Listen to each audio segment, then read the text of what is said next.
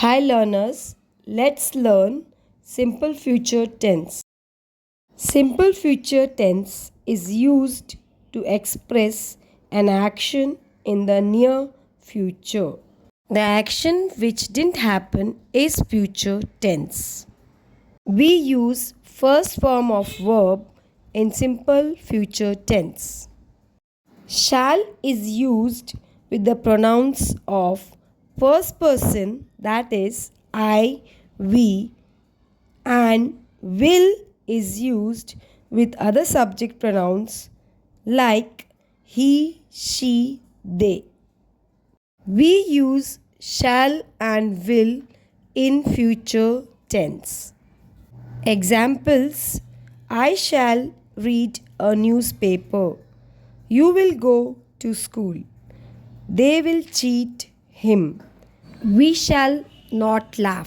Shall we laugh?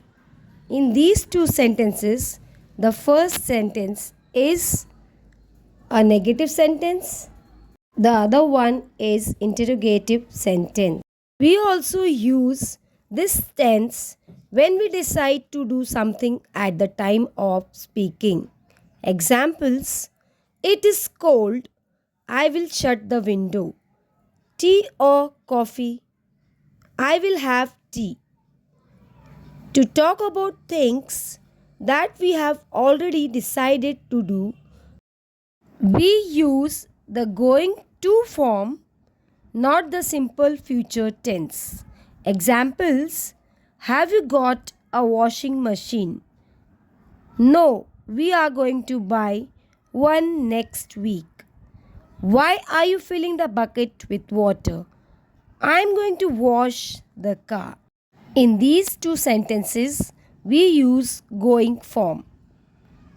We also use the going to form to talk about what seems likely or certain.